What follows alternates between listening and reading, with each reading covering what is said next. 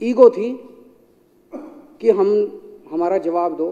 दे दिया भाई साहब, आपके पैर छू लिए उनके हाथ सामने हाथ जोड़ लिए, जो मांगा उन्होंने जवाब दे दिए। वो कह रहे थे मेरे सामने झुको, मेरे पैर पकड़ो, आपके सामने झुक गए भाई साहब।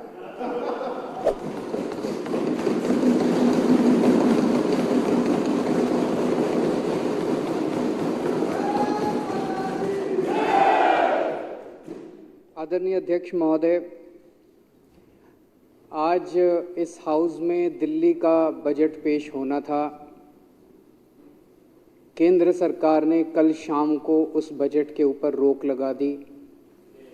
आज दिल्ली विधानसभा के अंदर बजट पेश नहीं हो पाया। इसके ऊपर हम लोग चर्चा कर रहे हैं।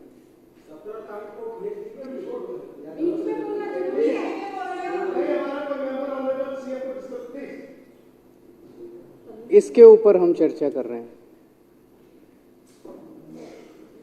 मैं समझता हूं बाबा साहब अंबेडकर जब संविधान लिख रहे थे, उन्होंने शायद सपने में भी नहीं सोचा था कि एक ऐसी सिचुएशन भी संविधान जो है वो तरह तरह की सिचुएशन से डील करता है।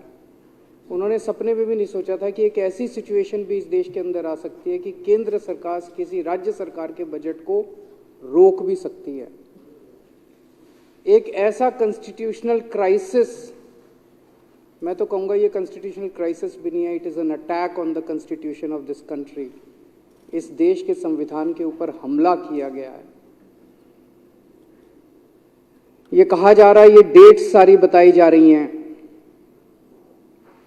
10 तारीख को दिल्ली सरकार ने बजट सेंटर को भेजा। 17 तारीख को सेंटर ने कुछ ऑब्जेक्शंस लगा के वो बजट दिल्ली सरकार को भेजा। अभी माननीय लीडर ऑफ अपोजिशन साहब कह रहे थे कि एलजी साहब ने कुछ ऑब्जेक्शंस लगाए। संविधान के अंदर एलजी को कोई ऑब्जेक्शन लगाने का अधिकार नहीं है। He is bound by aid and advice of the council of ministers. Supreme court का आदेश है।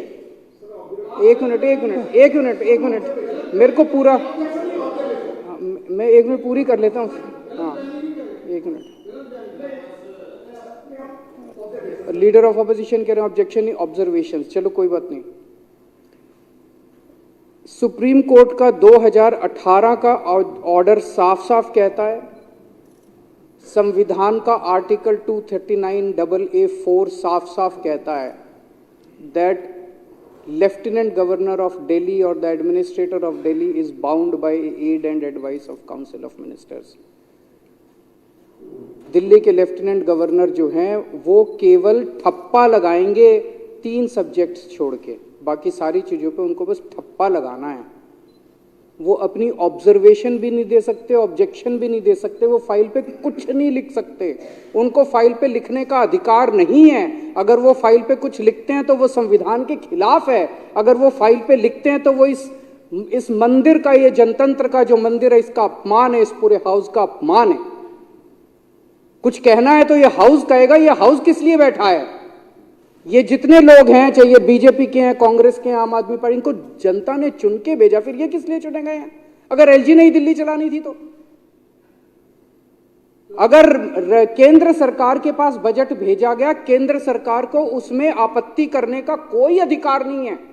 ये provision he unconstitutional, it is against the basic structure of democracy and basic structure of the constitution of India कि किसी राज्य का budget केंद्र सरकार को भेजा जा रहा है। पर चला आ रहा है कई सालों से। जिस दिन इसको सुप्रीम कोर्ट के अंदर चैलेंज किया गया, ये 2 मिनट ये प्रोविजन नहीं टिकने वाला कि केंद्र सरकार को दिल्ली सरकार का बजट भेजा जा रहा है।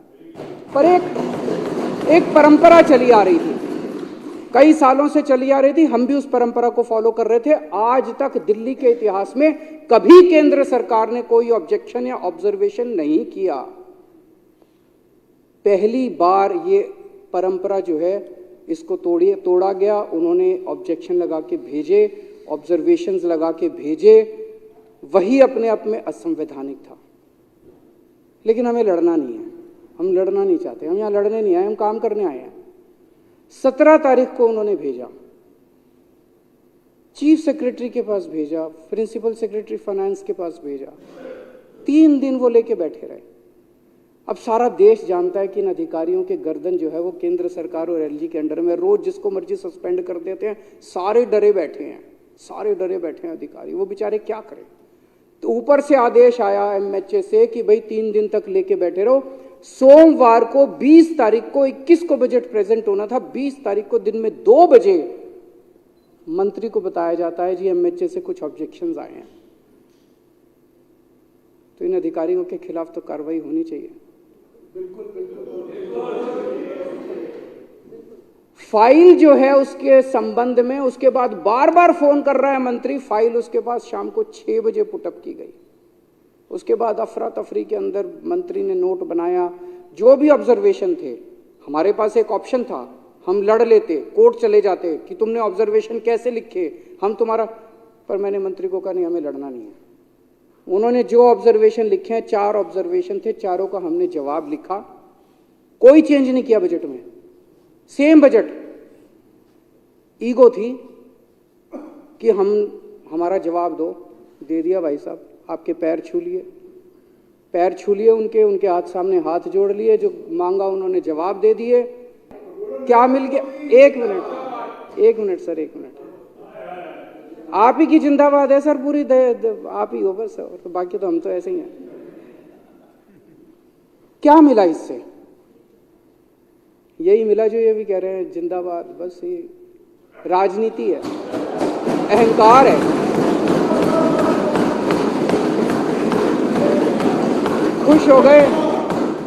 खुश हो गए वे केजरीवाल को झुका दिया। हाँ जी, हम तो हमेशा ही झुके हुए हैं। जनतंत्र में झुकना ही एक, जनता के सामने भी झुकना चाहिए, सबके सामने झुकना चाहिए। अहंकार सेटिस्फाई करने के अलावा कुछ हुआ? कुछ भी नहीं हुआ। कोई, कल ये मैं देख रहा था, टीवी चैनलों में चल रहा था कि इन्होंने इंफ्रास्ट्रक्चर से ज्यादा एडवर्टाइजिंग का बजट कर दिया, हमने इनको ठीक करने को बोला है। यही चल रहा था ना टीवी चैनलों में कि जी एडवर्टाइजिंग का बजट इन्होंने इंफ्रास्ट्रक्चर से ज्यादा कर दिया, हमने इनको ठीक करने को बोला है। उसमें बजट के अंदर 20,000 करोड़ तो इंफ्रास्ट्रक्चर पे है, 500 करोड़ एडवर्टाइजिंग पे है। अब ये 520,000 से ज्यादा होता है, ये तो हमने नहीं सुना था। इन्होंने ऊपर से लेके नीचे तक अनपढ़ों की जमात बिठा रखी है। इसी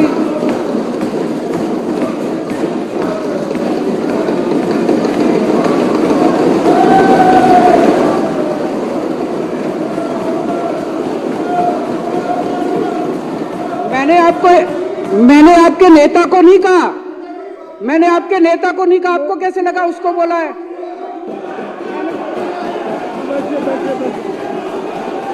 ठीक है, अच्छा है। मैंने तो नाम ही नहीं लिया, मैंने किसी का नाम नहीं लिया, मैं किसी का नाम, मैं किसी का नाम, बैठ जाओ। मैंने किसी का, मैं तो ये कह रहा हूं जी, ये बता दो कि कहां लिखा है कि 500 की फिगर जो है वो 20,000 से ज्यादा होती है?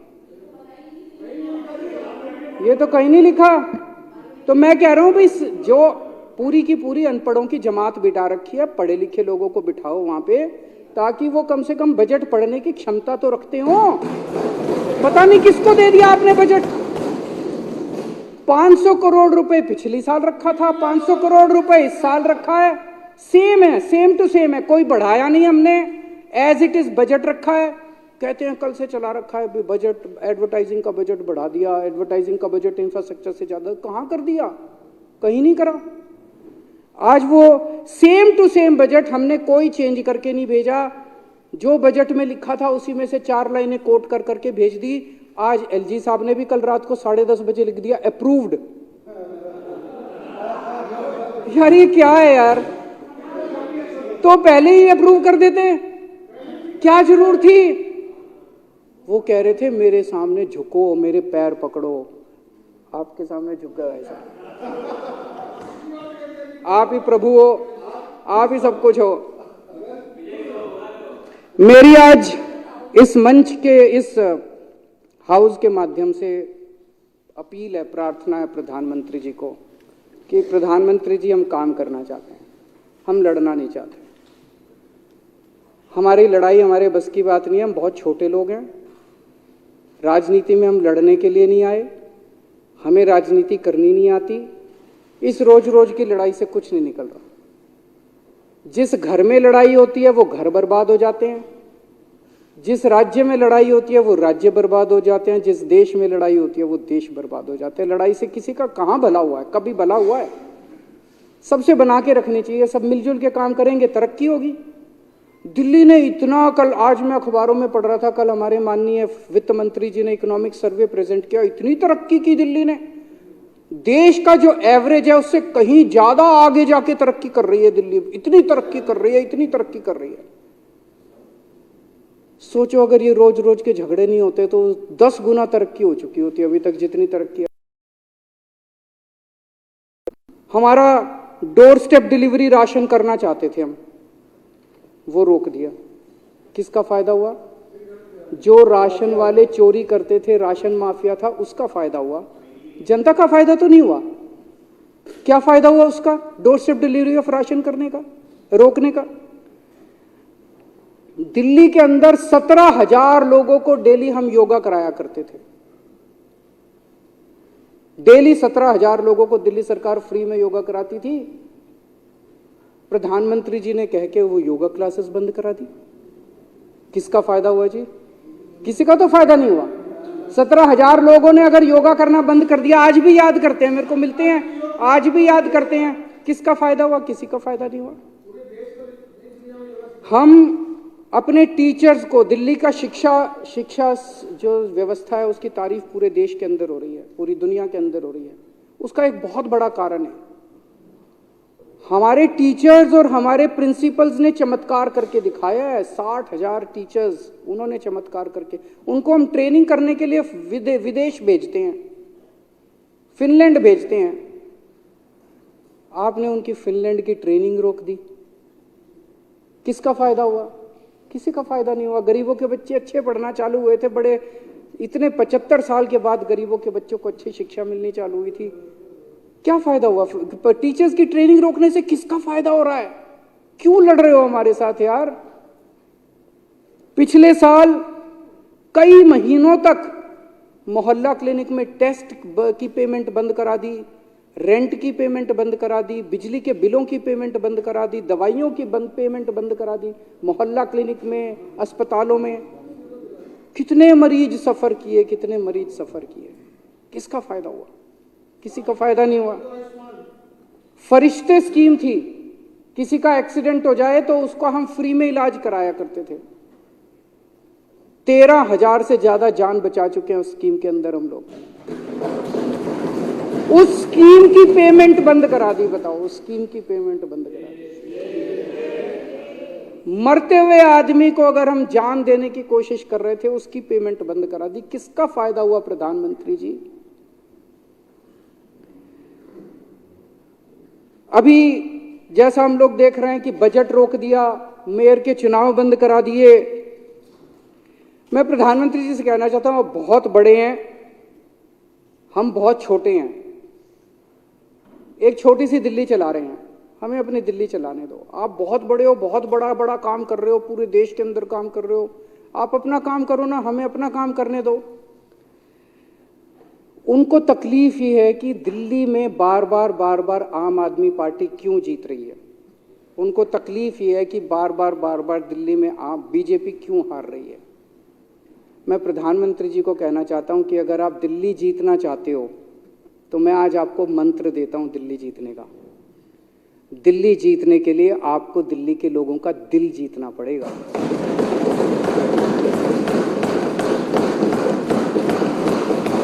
ये रोज रोज लड़ाई झगड़े करने से दिल्ली वाले आपको वोट नहीं देने वाले। मैंने अगर दिल्ली में 1000 स्कूल ठीक कर दिए, आपके पास तो बहुत पैसा है, आप 1000 नए स्कूल बना दो, देखो लोग केजरीवाल को वोट देना बंद कर देंगे।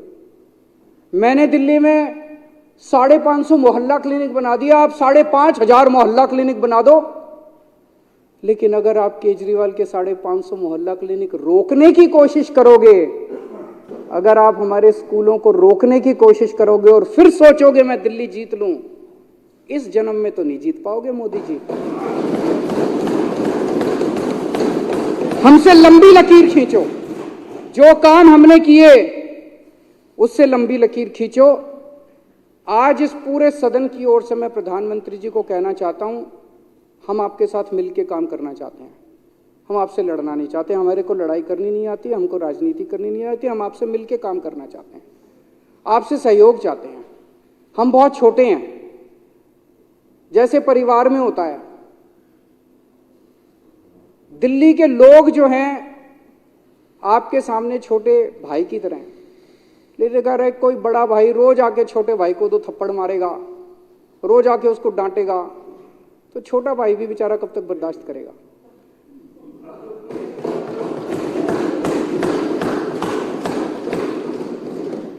तो अगर आपको छोटे भाई का दिल जीतना है तो छोटे भाई का दिल जीतना पड़ेगा। छोटे भाई का दिल जीतना है तो छोटे भाई को प्यार करो, छोटे भाई के साथ चलो, तभी छोटा भाई आपका साथ देगा। मैं इस प्रस्ताव का पूरी तरह से समर्थन करता हूं।